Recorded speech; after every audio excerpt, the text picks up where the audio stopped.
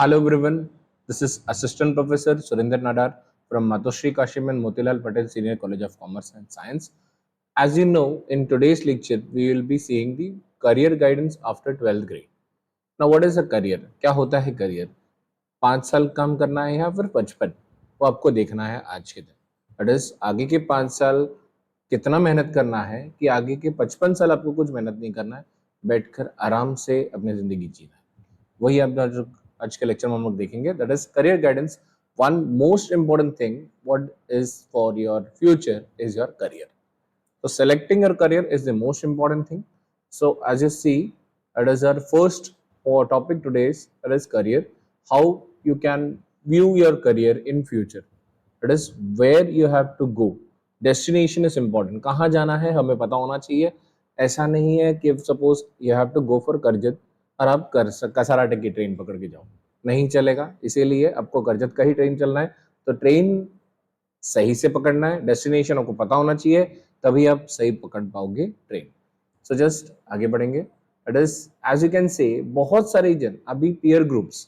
Now what is peer groups? जितने students friends अपने जितने लोग रहेंगे उन्होंने सोच लिया होगा चलो यार अभी कम कर लेंगे, सब साथ में रहेंगे, अच्छे से हो जाएगा, वही मजे करके आएंगे.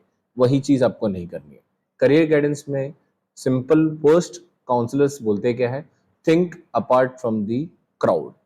आपको क्राउड से अलावा सोचना है. इफ सपोज मैंने यहाँ पर मेरे पास 5 से 6 स्टूडेंट्स हैं, फ्रेंड्स हैं, उन्होंने क्या सोचा है, 4 लोगों ने सोचा है चलते बीकॉम कर लेंगे. But what after BCom? सोचा किसी ने नहीं सोचा है. वही चीज आपको देखना है कि आपको 5 साल मेहनत करनी है, हमें थोड़ा सा अलग होना है. दैट इज आप लोग ने क्या सोचा होगा, अभी हम लोग दोस्ती यारी अभी नहीं करेंगे, करेंगे बट अपने खेल करियर के साथ खिलवाड़ नहीं करेंगे. अलग हटके हम लोगों ने प्रोफेशनल चीजें कर दी. That is CA, CS, BCom के साथ बैफ और कैन से बीकॉम और बैफ और BBA and side by side अपने you can go for an bank examination और एल्स गवर्नमेंट एग्जाम्स. हम लोग ने वो सब करना है. नाउ बहुत सारे लोगों ने कैन से 4 से 5 लोगों ने मिलकर कर दिया. एंड जो अलग से जिसने भी कर दिया होगा, he will be more can say efficient, he will be more successful in his life, क्योंकि अभी उसने 5 साल मेहनत करके आगे के 55 साल कर दिया. एग्जाम्पल आपको देना चाहूंगा, that is CA Aman Gupta. नाम तो सुना होगा, शार्क टैंक में देखा होगा आप लोगों ने. नाम देख लेना, सुन लेना. जेबीएल को छोड़ते हुए समय उसने उनका पैकेज कितना होगा, जस्ट कमेंट करना कमेंट बॉक्स में. पैकेज वाज अराउंड कितना, सर्च करो, सर्च करो कितना होगा उसका साल का पैकेज. उसको छोड़ के उसने नया कंपनी स्टार्ट किया because he wanted to do something else. वही चीज आपको भी देखना है, कुछ अलग करना है तो हटना पड़ेगा side. So moving further, it is career. As you can see, जैसे मैंने आपको बताया, डेस्टिनेशन पता है, जाना कहाँ है वो पता है. इफ सपोज मुझे जाना है करजत, तो मैं थाने में खड़ा हूँ या फिर बोल सकते हो कल्याण में खड़ा हूँ, मुझे करजत की ट्रेन ही पकड़नी पड़ेगी. ऐसा नहीं कि यहाँ से चले जाएंगे कसारा, फिर वहां से गाड़ी पकड़ के चलेंगे, फिर वहां से कहीं और जाएंगे, ये नहीं चलेगा. आपको सक्सेस बढ़ना है तो वही चेक करना है. आइडिया निकालो, सोचो, और आगे कुछ करना है सलाह लो, कैन से आपको suggestions low. And if suppose आपको फिर भी नहीं आ रहा है, तो आपको कुछ ना कुछ प्रॉब्लम फेस हो रही है, तो आइए हमारे पास, हम लोग उस पर फोकस करेंगे. करना क्या है उस पर, आपको डेस्टिनेशन तक पहुंचना है. Now moving further, you have many opportunities after F12th. That is, you can go for BBA, BCom, BAF, again say banking, insurance, and you can go for pharmaceuticals. You can say paramedical courses, bachelor in economics, and even CA and CSI, like any other professional courses as well. So moving further, हमें last तक करना क्या है, ये courses करना क्यों है sir?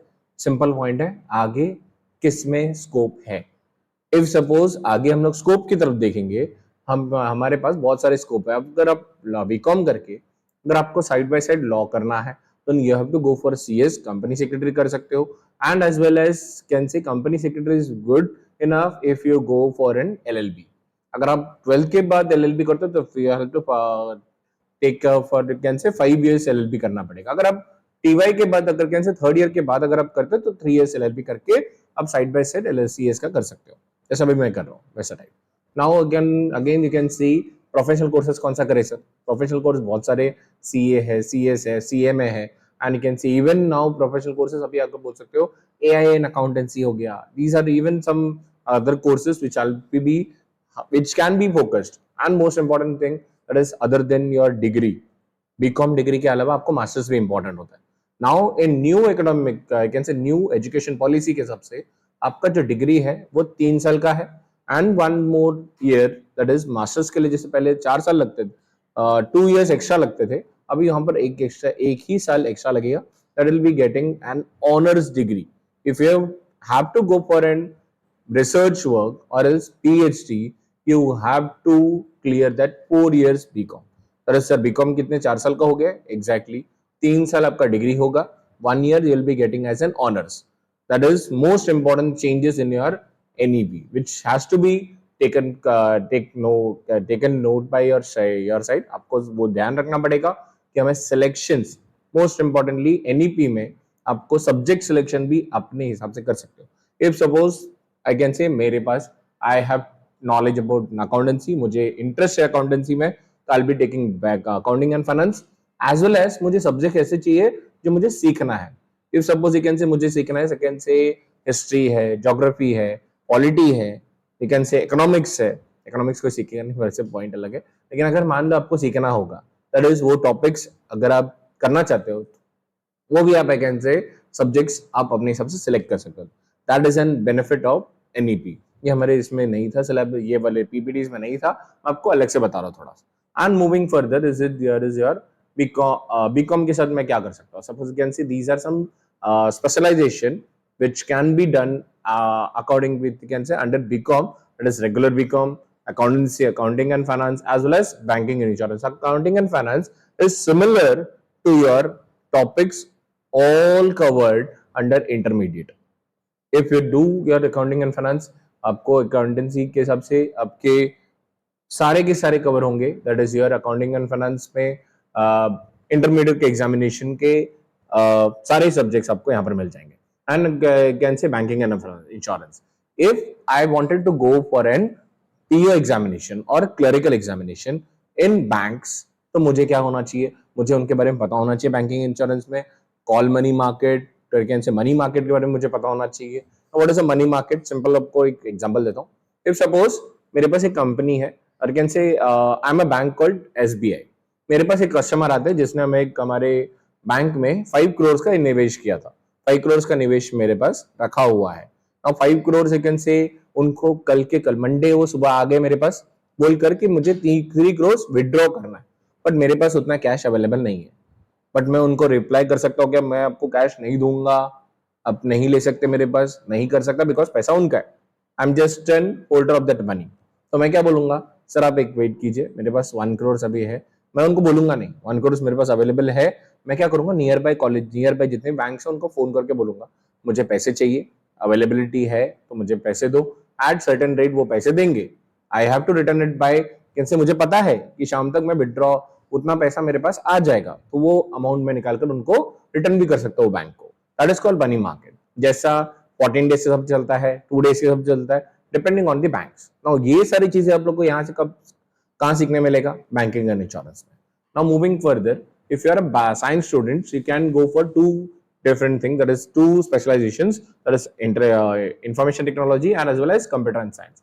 In these 2 specializations you'll be getting a topic called AI.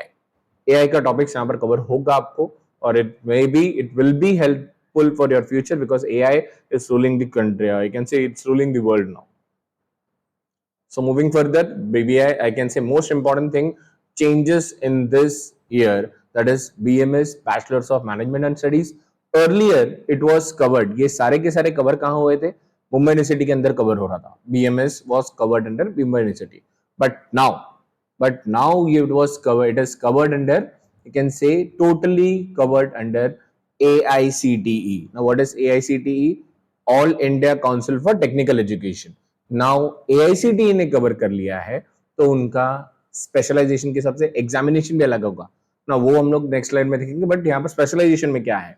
Specialisation में आपको we have 3 kind of specialisation: finance, marketing and HR.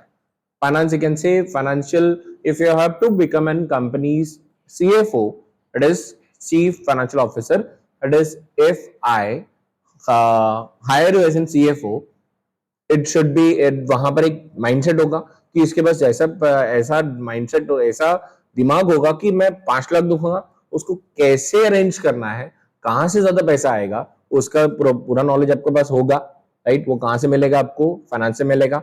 Marketing, simple point है, मार्केटिंग ऑफिसर को जो भी रख रहा हूं, मेरा ये प्रोडक्ट है जो मैं पेन बेच रहा हूँ, सपोज मैं अगर पेन बेच रहा हूँ, पेन किसको जाके बेचना है, क्या प्राइस होगा, क्या उसका मार्केट ब्रांड विथ होगा, ये सब कहां पता चलेगा आपको, मार्केटिंग से सीखने मिलेगा। एंड एचआर में एक मोस्ट इंपॉर्टेंट पॉइंट होता है, हर कंपनी में ये लागू होता है, that is hire at a right time, fire at a right time. As you can say HR is most important, भले ही वो आपका छोटा ऑर्गेनाइजेशन हो या फिर कोई बड़ा ऑर्गेनाइजेशन हो, दोनों में एचआर इंपॉर्टेंट होता है, तो आपको वहां सीखने मिलेगा वो चीज। Now moving further, as you can see examination, like examination in this year, academic year, ये साल एकेडमिक, इस एकेडमिक ईयर में जैसे आप देख सकते हो, यहां पर आप लोग का पॉइंट आता है, that is okay, entrance examination will be carried out by an MHCTE, that is MHCET examination. Maharashtra state government की तरफ से एग्जामिनेशन कंडक्ट किया जाएगा।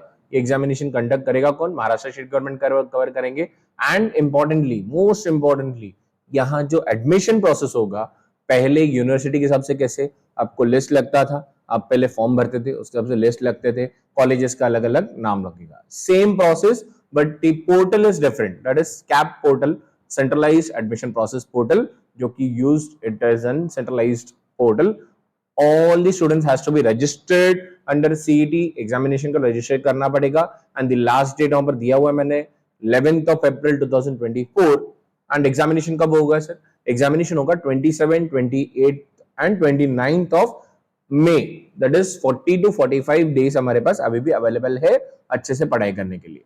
लेकिन से सिलेबस क्या होगा सर, अगर सिलेबस को आपको देखना है तो नेक्स्ट सेशन हम लोग यहाँ पर ऑफलाइन रखने वाले हैं, तो वो से लिंक आपके डिस्क्रिप्शन में रहेगा, आप एक बार वो ब्रोशर देखिए, और वो सारे के सारे, अगर कोई भी डाउट्स है, लिंक हम लोगों ने डिस्क्रिप्शन में हम लोगों ने नंबर भी दिया हुआ है, all your date queries will be cleared out, जितना भी डाउट्स है वो आप लोग यहाँ पर क्लियर कर सकते हो।